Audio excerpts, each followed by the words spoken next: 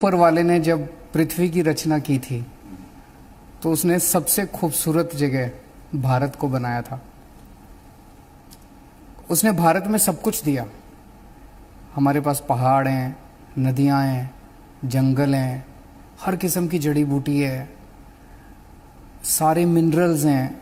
ऐसी क्या चीज़ है जो ऊपर वाले ने भारत को नहीं दी? और जब ऊपर वाले ने इंसान की कल्पना की और इंसान को बनाया तो उसने सबसे इंटेलिजेंट आदमी भारत में बनाया। हमारे भारत के लोग पूरी दुनिया में जहाँ जाते हैं, आप बड़ी बड़ी एक मैंने पढ़ी थी, जितनी मल्टीनेशनल कंपनीज हैं बड़ी बड़ी, हर एक उठा के देख लो, ऊपर आपको पहले 2 या 3 के अंदर भारत का आदमी बैठा मिलेगा। लेकिन हमारा देश क्यों पिछड़ा रह गया, मैं कई बार ये सोचता हूँ। तो उसका एक ही कारण है, गंदी राजनीति। हमारे देश के अंदर सारी सुविधाएं भगवान ने दी, हमारे देश के अंदर सबसे इंटेलिजेंट आदमी वह भगवान ने बनाया, लेकिन गंदी पॉलिटिक्स, पार्टियां, नेता, इन लोगों की वजह से 70 साल में हमारा देश पिछड़ा रह गया। विजन की कमी थी या नियत की कमी थी? नियत की कमी थी, वरना बहुत कुछ हो सकता है। बहुत कुछ हो सकता है। देश बहुत अच्छा है, लोग बहुत अच्छे हैं, हमारे नेता और हमारी पार्टियां सबसे बड़ी समस्या है। अच्छा, अभी ये महामारी का दौर चल रहा है और जब इसकी शुरुआत हुई थी तो उस दौरान दिल्ली सरकार और केंद्र के बीच में कई मतभेद भी देखने को मिले, लेकिन उसके बाद जिस तरीके से आपने प्रयास किया, बेहतरीन प्रयास, फिर एक कोऑर्डिनेशन हुआ, उसके बाद दिल्ली में जो ग्राफ कोरोना का यूं जा रहा था उसको काफ़ी हद तक कंट्रोल कर लिया। किस तरीके से संभव हो पाया है? हमने सबको साथ लिया। एक चीज मैंने ये महसूस की और समझ ली कि ये इतनी बड़ी महामारी है, इससे कोई एक सरकार नहीं निपट सकती। सबको साथ आना पड़ेगा, सारी सरकारों को साथ आना पड़ेगा, सारे सामाजिक संस्थानों को साथ आना पड़ेगा, सारे समाज को साथ आना पड़ेगा, तभी इससे निपट पाएंगे। सबका साथ मिला, हमने सबका साथ लिया, इसलिए इस महामारी से निपटने में दिल्ली के 2 करोड़ लोग सफल हुए।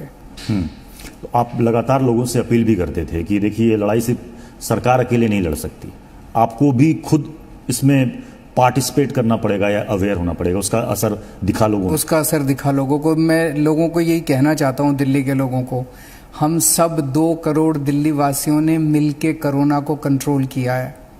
अब लापरवाही मत बरतिए। पिछले कुछ दिनों में से मैं देखता हूँ, घर से निकलते हैं कुछ लोग, कभी मास्क नहीं पहनते, सोशल डिस्टेंसिंग नहीं करते। अब किसी भी हालत में कोरोना को बढ़ने नहीं देना अपने को दिल्ली में। अच्छा, इसमें इस महामारी के इस दौर में बेरोजगारी एक बड़ा संकट बनकर सामने आया है। आपने पोर्टल भी शुरू किया है, रोजगार पोर्टल, उसमें कितनी कामयाबी मिल पाई है? किस तरीके से लोग उससे कनेक्ट हो रहे हैं और कैसे उनको तुरंत उसका फायदा भी मिल रहा है? ये एक्चुअली आइडिया बड़ा छोटा था, लेकिन इसका इम्पैक्ट बहुत बड़ा हो गया। हुआ यूं कि इस कोरोना की महामारी के दौरान मेरे पास बहुत सारे लोग आते थे जो नौकरी चली गई जी, बेरोजगार है जी, घर में खाने को नहीं है जी। तो एक तरफ रोजगार बहुत ज़्यादा थे, बेरोजगार, और दूसरी तरफ मेरे पास फैक्ट्री वाले आते थे, मेरे पास दुकानों वाले आते थे कि जी लॉकडाउन के दौरान फैक्ट्री बंद हो गई, दुकान बंद हो गई, सारे मजदूर चले गए, सारे स्टाफ चला गया, अब तो हमारे पास कोई आदमी नहीं है, कोई वापस ही नहीं आ रहा। तो एक तरफ फैक्ट्री वाले हैं, दुकान वाले हैं जो रोजगार देना चाहते हैं, और दूसरी तरफ बेरोजगार लोग हैं जो रोजगार चाहते हैं। ये एक दूसरे से मिल नहीं पा रहे। तो हमने सोचा एक पोर्टल बना देते हैं जिसमें इन दोनों की मुलाकात हो जाएगी। इन दोनों की मुलाकात करा दी हमने, और आपको जान के ताज्जुब होगा कि 10 लाख से ज़्यादा नौकरियां इस पे आई हैं। जो फैक्ट्री वालों ने और दुकान वालों ने नौकरियां इस पे एडवर्टाइज की हैं कि हमें ऐसी नौकरियां चाहिए, और कई लोगों ने नौकरियां अप्लाई की हैं। एग्जैक्टली अब ये क्या है कि हम लोग इसमें बीच में नहीं है, ये अप्लाई करते हैं, ये तो दोनों आपस में मिलके, तो कई सारे लोगों को नौकरियां मिली हैं जो हम इधर बात करते हैं, लेकिन एग्जैक्टली कितने लोगों को लोग आपस में मिले, ये डेटा अभी मेरे पास एग्जैक्टली नहीं है। यानी लोगों को पता ही नहीं चलता कि कहाँ अप्लाई करना है, कहाँ नौकरी है। यहाँ पे आपस में, हाँ, एक जरिया ये जरिया। हाँ। और इसी आपको जान के ताज, इसको ये इतना सक्सेसफुल हुआ मेरे पास इन दिनों में काफी, जैसे एक जीन्स बनाने की फैक्ट्री चलाता है, वो बता रहा था, बोला 32 लोग थे मेरे यहाँ जब कोरोना हुआ और सारे चले गए। 3 का स्टाफ बचा बस। बोला मैं फैक्ट्री खोल ही नहीं पा रहा था, आपने तो लॉकडाउन खोल दिया, मैं फैक्ट्री खोल ही नहीं पा रहा था क्योंकि स्टाफ ही नहीं था। जब आपका ये पोर्टल आया, कहता मेरे को एकदम से 180 लोगों की एप्लीकेशन आ गई और मैं अपनी फैक्ट्री मेरी चालू हो गई। अच्छा, अभी मेट्रो शुरू हो रही है, मेट्रो लाइफलाइन दिल्ली की, और बहुत दिन से ऐसा लग रहा था कि दिल्ली की लाइफलाइन को क्या हो गया, बिल्कुल थम सी गई है। इसको शुरू करने की किस तरह की प्लानिंग है? क्योंकि देखिए हमें ये भी देखना है कि कोरोना के मामले ज़्यादा आगे ना बढ़ें। तो इसको स्टेप्स में किया जाएगा, एकदम से नहीं किया जाएगा। पहले कुछ लाइनें खोली जाएंगी, कुछ किस्म के लोगों को अलाउ किया जाएगा। इसके बारे में केंद्र सरकार ने बहुत ही डिटेल्ड एसओपी जारी किए हैं, वो सारे एसओपी माने जाएंगे। और अगर कोई भी इसमें बड़ी सख्ती करनी पड़ेगी, कोई भी व्यक्ति अगर उसको पालन नहीं करता तो हमें एग्जाम्पल्स भी बनाने पड़ेंगे। मैं सबको बता दूं कि फिर बुरा मत मानना अगर आपको पकड़ा जाए और आपके ऊपर फाइन वाइन लगाया जाए, क्योंकि सबकी सेहत का सवाल है, हमें करना पड़ेगा, सख्ती करनी पड़ेगी। तो एसओपी का पालन करेंगे और सबसे निवेदन है कि सब उसका पालन करें ताकि धीरे धीरे मेट्रो को और लाइनें खोली जाएं और सबके लिए खोला जाए। मतलब लेकिन ये भी एक बड़ा चैलेंज होगा इतनी भीड़ को संभालना, क्योंकि शुरुआत में बहुत कम लोगों को ही अंदर एंट्री मिलेगी। तो वो कैश अलाउड नहीं है, केवल कार्ड चलेगा। हाँ, टोकन भी अलाउड नहीं है, केवल ओनली कार्ड। अच्छा, अभी सबसे बड़ी जिस पर हम बात कर रहे थे, बेरोजगारी, आपने कहा एक पोर्टल हमने बनाया, इकोनॉमी की खूब बात हो रही है, क्योंकि वाकई में जो स्लो डाउन है पूरी दुनिया भर में और यहाँ भी, इसे रिवाइव करने में काफ़ी वक्त लगेगा। दिल्ली के लिए और पूरे देश भर की इकोनॉमी के लिए आपको क्या लगता है कि क्या इस वक्त किए जाने की सख्त ज़रूरत है इस वक्त? मुझे लगता है कि दोनों चीज़ों को साथ साथ डील करने की ज़रूरत है। एक तरफ कोरोना को डील करने की ज़रूरत है और दूसरी तरफ इकोनॉमी को खोलने की भी ज़रूरत है, क्योंकि जितना 24% इकोनॉमी बैठ गई है, नेगेटिव 24% कभी सुना नहीं था। तो कहीं ऐसा ना हो कि कोरोना से तो बच जाएं और भुखमरी से मर जाएं। तो अभी हम सब सरकारों को मिलके, केंद्र सरकार को भी और सभी राज्य सरकारों को भी मिलके ये देखना पड़ेगा कि किस तरह से ज़्यादा इकोनॉमी को खोला जा सके, वापस पटरी पे लाया जा सके। मुझे लगता है कि चाइना के बॉर्डर पे जो टेंशन चल रही है वो और कोरोना मिलके एक बहुत बड़ा अवसर भी है। हमारे देश का चाइना के ऊपर बहुत ज़्यादा निर्भरता हो गई है इंपोर्ट्स के मामले में।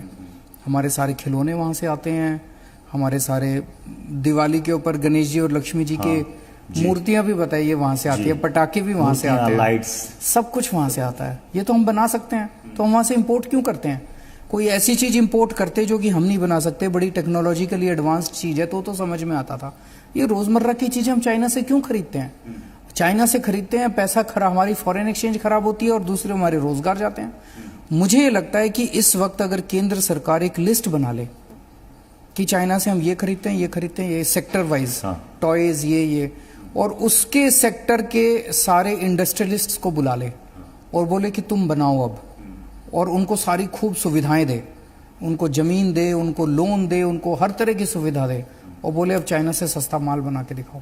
ये मतलब आपने कहा कि जो चाइना के साथ इस वक्त चल रहा है एक अवसर है, इसको अपॉर्चुनिटी है, ये एक बहुत अच्छी अपॉर्चुनिटी, बहुत बड़ी अपॉर्चुनिटी है ये। अच्छा, इस दूसरे राज्यों की तुलना में हेल्थ इंफ्रास्ट्रक्चर की अगर बात करें तो उस मामले में दिल्ली बेहतर है, क्योंकि कैपिटल भी है। आपने मोहल्ला क्लिनिक की शुरुआत की, बहुत उसकी तारीफ भी हुई, कई स्टेट ने कहा कि इस मॉडल को हम भी अपनाएंगे और कई जगह अपनाने की शुरुआत भी हो गई है।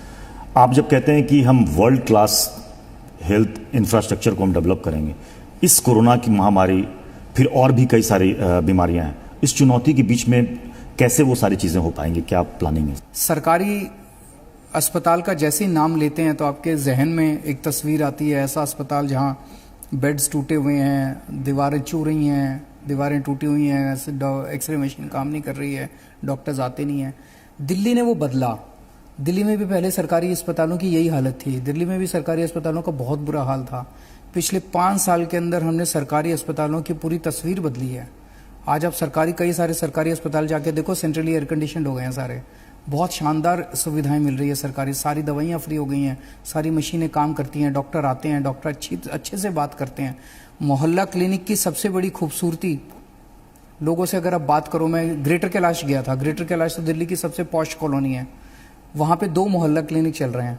और जब मैं एक दिन अचानक सरप्राइज पे अंदर चला गया तो वहाँ पे बहुत अमीर परिवार के लोग बैठे हुए थे और उन्होंने कहा कि आपके मोहल्ला क्लिनिक की सबसे अच्छी चीज़ है आपके डॉक्टर बड़े अच्छे से बात करते हैं, बड़े तमीज़ से बात करते हैं। आधी बीमारी वहीं दूर हो जाती है। आधी बीमारी तो वहीं दूर हो जाती है। तो दिल्ली के अंदर हमने स्वास्थ्य सेवाओं को काफ़ी ठीक किया है, लेकिन अब हमने एक हेल्थ मैनेजमेंट इंफॉर्मेशन सिस्टम जो कि बिल्कुल वर्ल्ड क्लास होगा, उसका भी ऑर्डर किया है हम लोगों ने। इसके टेंडर होने वाले हैं बहुत जल्दी। इसमें दिल्ली के सारे अस्पतालों को जोड़ा जाएगा।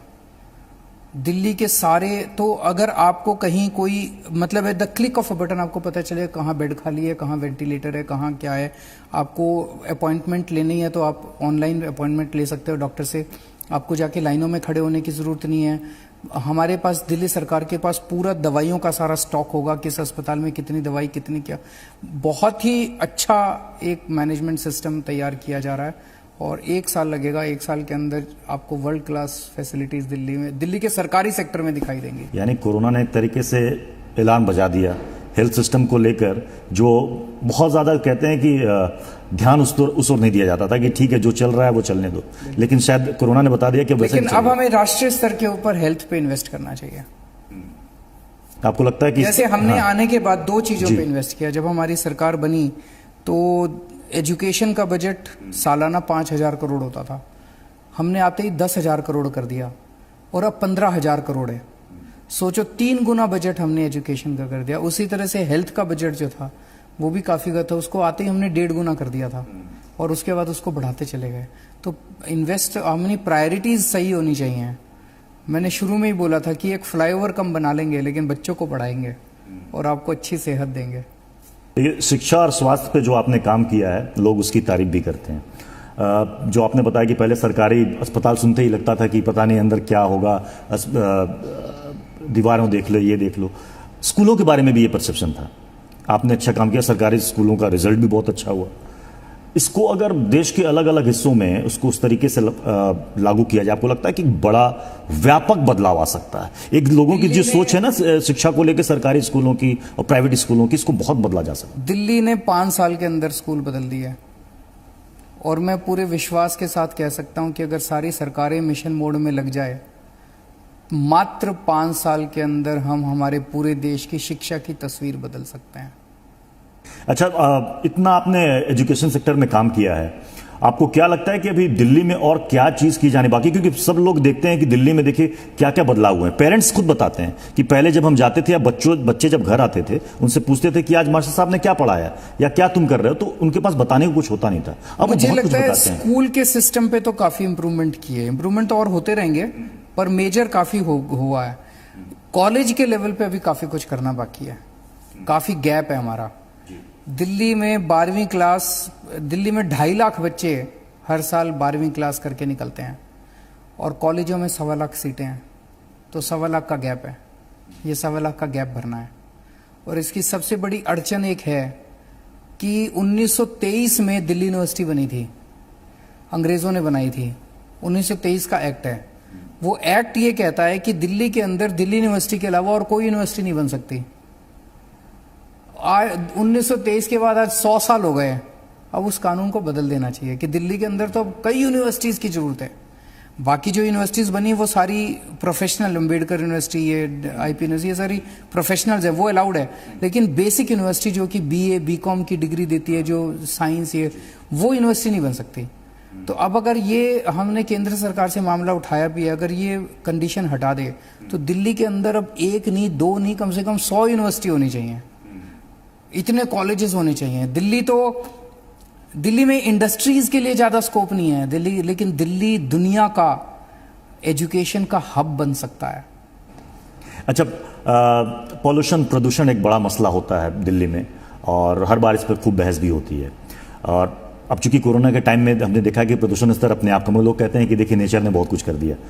आपके पास बाकायदा प्लानिंग भी है, आपने कहा कि इलेक्ट्रिक व्हीकल्स को हम बढ़ावा देंगे, किस तरीके से उसको बिल्कुल फेज वाइज उसको मेंटेन रखा जाएगा इस लेवल को?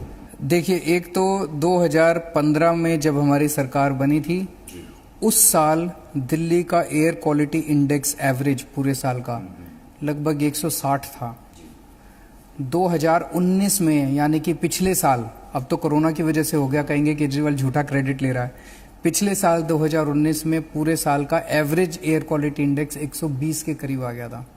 तो 25% कम हो गया 5 साल में। इसमें दो चीजें हैं, सभी शहरों में और पूरी दुनिया के अंदर पोल्यूशन बढ़ रहा है, इंडस्ट्रियल एक्टिविटी बढ़ रही है, इकोनॉमिक एक्टिविटी बढ़ रही है, पोल्यूशन बढ़ रहा है, ट्रांसपोर्ट बढ़ रहा है, ट्रैफिक बढ़ रहा है।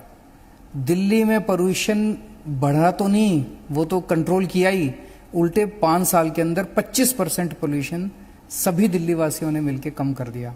इसके लिए कई सारे स्टेप्स उठाए हमने, पेड़ खूब लगाए हमने, कई सारे ऑड इवन किया जब जब जरूरत पड़ी। अब अपने को लेकिन एक इससे सेटिस्फाई नहीं होना, अभी और इसको कम करना है, इसको इंटरनेशनल स्टैंडर्ड पे लेके आना है।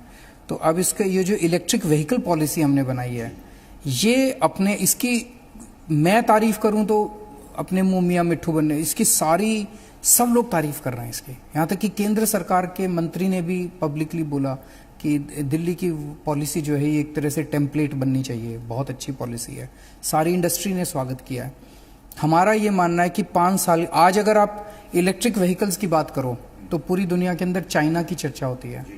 मेरा मानना है कि 5 साल के बाद पूरी दुनिया के अंदर दिल्ली की चर्चा होनी चाहिए जब दिल्ली इलेक्ट्रिक व्हीकल की बात की जाए। जी अच्छा, ये कोविड काल में लोग कह रहे हैं कि पता नहीं कब खत्म होगा, धैर्य रखो, संयम रखो, लेकिन सभी लोग सरकारों की तरफ देख रहे हैं। आप आज सारे जहां से अच्छा इस मन से लोगों से क्या अपील करना चाहेंगे, क्या कहना चाहेंगे कि इस समय आपको घबराने की जरूरत नहीं है, सरकार आपके साथ है, क्योंकि हर कोई तमाम सरकारों की तरफ देख रहे हैं कि भाई क्या होगा आगे। लोगों को बहुत ज्यादा तकलीफ हो रही है। अभी थोड़े दिन पहले मेरे पास रेडी पटरी वाले आए थे, वीकली बाजार वाले आए थे, रो रहे थे बेचारे। बोले जी 5 महीने से एक पैसा नहीं कमाया। वो बोला हमारी इतनी सेविंग्स नहीं है, मतलब गरीबों की तो छोड़ो, इवन मिडिल क्लास की भी, संभ्रांत परिवारों की भी इतनी सेविंग नहीं होती कि 5 महीने बैठ के घर पे खुद भी खाना खा ले और अपने एम्प्लॉयज को भी दे दे। तो बहुत ज्यादा दुख हो रहा है चारों तरफ। इसको हमें मिलके, सारे समाज को मिलके एक दूसरे की मदद करनी पड़ेगी। दिल्ली सरकार ने जब जब जरूरत पड़ी, हमने लोगों को पैसे से भी मदद की, खाने से भी। एक टाइम ऐसा था 10-10 लाख लोगों को डेली हम लंच और डिनर करा रहे थे लॉकडाउन के पीरियड में। हमने 1 करोड़ लोगों को कच्चा राशन, गेहूं और चावल उनके घर पहुंचाया है। तो सारे दिल्ली के जितने ऑटो वाले थे, जितने कंस्ट्रक्शन वर्कर्स थे, उन सब लोगों को 5-5 हज़ार रुपये हमने दिए। विधवा को और बुजुर्गों को हमने 3-3 महीने की पेंशन एक साथ दे दी। तो काफ़ी सारे लोगों को मदद की। ये कठिनाई का दौर एक साथ भगवान का नाम लेके और एक साथ मिलके इसको दूर करना है, और मैं समझता हूँ कि जल्दी ज़िंदगी वापस पटरी पे लौटेगी। चलिए, बहुत बहुत शुक्रिया अरविंद जी, हमारे साथ बात करने के लिए, हमें वक्त देने के लिए और हमारे सारे जहां से अच्छा इस कार्यक्रम में जुड़ने के लिए। तो हमारे साथ दिल्ली के मुख्यमंत्री अरविंद केजरीवाल। एक और शख्सियत से जल्द मुलाकात होगी। आप बने रहिए जी हिंदुस्तान के साथ और देखते रहिए हमारा खास कार्यक्रम सारे जहां से अच्छा।